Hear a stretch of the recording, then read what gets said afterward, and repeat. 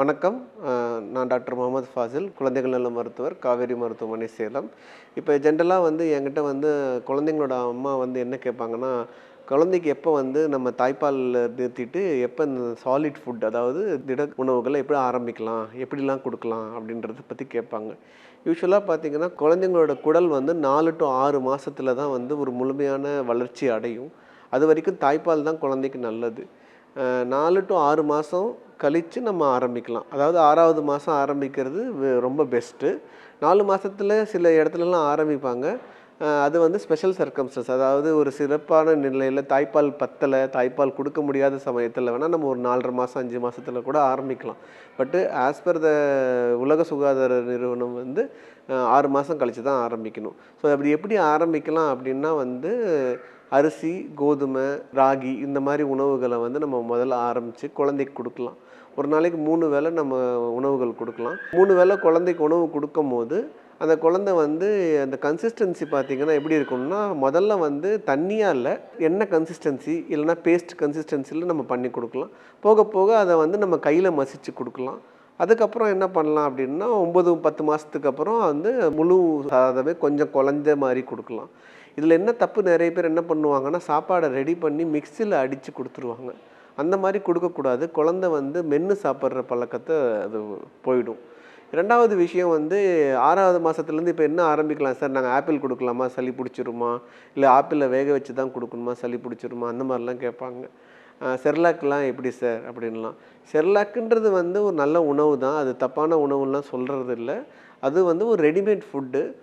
இப்போ நம்ம ட்ராவல் பண்ணுறோம், இல்லைனா குழந்தைக்கு நம்ம ஒர்க்கிங் மதராக இருக்கிறோம், அந்த மாதிரி சமயத்தில் செர்லாக் ஒரு உதவியாக இருக்கும். பட் செர்லாக்கே டிபெண்ட் பண்ணி இருக்காமல் குழந்தைங்களுக்கு நம்மளோட வீட்டு உணவுகளையும் கொடுத்து பழக்கினா குழந்தை பின்னாடி நம்ம வீட்டு உணவை சாப்பிட்றதுக்கு ரொம்ப ஈஸியாக இருக்கும். ஸோ ஒரு வேளை செர்லாக்கு, 2 வேளை வீட்டு உணவு இந்த மாதிரி ரெடி பண்ணி கொடுக்கலாம்.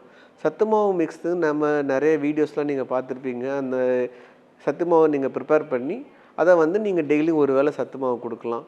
அப்புறம் நார்மல் வீட்டு உணவுகளை எப்போ ஆரம்பிக்கலாம் அப்படின்னா, உங்கள் வீட்டு உணவுகளை ஒரு 9 to 10 மாதம் கழித்து உங்கள் வீட்டிலேருந்து செய்கிற சாப்பாடு, உங்கள் வீட்டிலேருந்து செய்கிற உங்கள் வீட்டுக்கான டேஸ்ட், அதாவது ஒவ்வொரு வீடும் ஒவ்வொரு மாதிரி டேஸ்ட்டாக இருக்கும். சில பேர் ரொம்ப காரமாக சமைப்பாங்க, சில பேர் உப்பு அதிகமாக போடுவாங்க, புளிப்பாக இருக்கும் சாப்பாடு, சில பேர் பிரெட் பேஸ்டு ஃபுட்ஸை எடுப்பாங்க. அந்த மாதிரி இருக்கும்போது, ஸோ உங்களோட கல்ச்சர் பேஸ்டு ஃபுட்ஸை நீங்கள் ஒரு 10-11 மாதத்துலேயே குழந்தைக்கு கொடுக்க ஆரம்பிச்சிங்கன்னா, பின்னாடி உங்கள் குழந்தைக்கு தனியாக சமைக்கிறதுக்கான இந்த கஷ்டங்கள் இருக்காது. இல்லைன்னா 5 வயசு வரைக்கும் உங்கள் குழந்தைக்கு நீங்கள் தனியாகவே ஃபுட்டு சமைக்கிற மாதிரி ஒரு நிலைமை ஏற்படலாம். வேணா நான் அசைவ உணவுகள் பற்றி எடுத்துக்கிட்டிங்கன்னா பார்த்தீங்கன்னா, முட்டை நம்ம ஒரு 7 to 8 மாதத்தில் கொடுக்கலாம். சில குழந்தைங்களுக்கு ஒரு 1000ல் ஒரு 2 குழந்தைக்கு அலர்ஜி இருக்கலாம். அந்த அசைவ உணவில் முட்டை ஃபஸ்ட்டு கொடுங்க, மஞ்சக்கரு கொடுக்கலாம். ஓகேவா இருக்குது, 10-15 நாள் நல்லா இருக்குன்னா நீங்கள் அடுத்தது வெள்ளைக்கரும் சேர்த்து முழு முட்டையும் கொடுக்கலாம் ஒரு 8 மாதத்தில். 9 to 10 மாதத்தில் சிக்கன், மட்டன்லாம் நீங்கள் நல்லா கொலைய வச்சு மசித்து கொடுக்கலாம். யூஸ்வலாக இந்த கடல் மீன், அதாவது சீ ஃபுட்ஸு, அதெல்லாம் இறா, இந்த மீன் இதெல்லாம் 1 வயசுக்கு அப்புறம் கொடுக்கறது பெஸ்ட்டு. சில நேரத்தில் அலர்ஜி வர வாய்ப்புகள் நிறைய இருக்கும் அதில். ஸோ இதுதான் அசைவ உணவுகளோட இது. உணவுகள்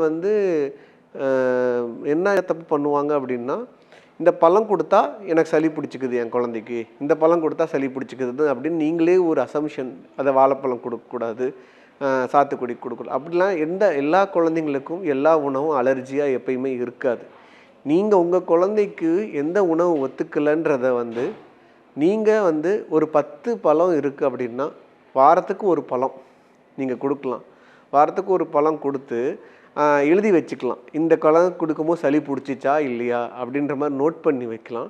அது கூட காய்ச்சல் வந்துச்சா இல்லையான்றதை நம்ம நோட் பண்ணணும். காய்ச்சல் வராமல் வர சளி தான் அலர்ஜி. காய்ச்சலோடு வர சளி ஜென்ரலாக பார்த்திங்கன்னா இன்ஃபெக்ஷனாக இருக்கும்.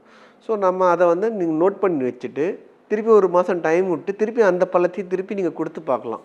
அந்த பழத்தை பற்றி திருப்பியும் கொடுத்தும் சளி பிடிக்குதுன்னா வேணால் இந்த பழம் உங்கள் குழந்தைக்கு அலர்ஜின்னு நீங்கள் முடிவு பண்ணலாமே தவிர, இந்த பேச்சு வாக்கில் பாட்டி சொல்கிறாங்க, தாத்தா சொல்கிறாங்க அப்படின்னு நினச்சிட்டு இந்த பழம் என் குழந்தைக்கு ஒத்துக்காது நீங்களே அசம்ஷன் பண்ணி வைக்கிறது தப்பாக, அது குழந்தைக்கு கிடைக்க வேண்டிய ஊட்டச்சத்துக்கள் கிடைக்காம போகலாம்.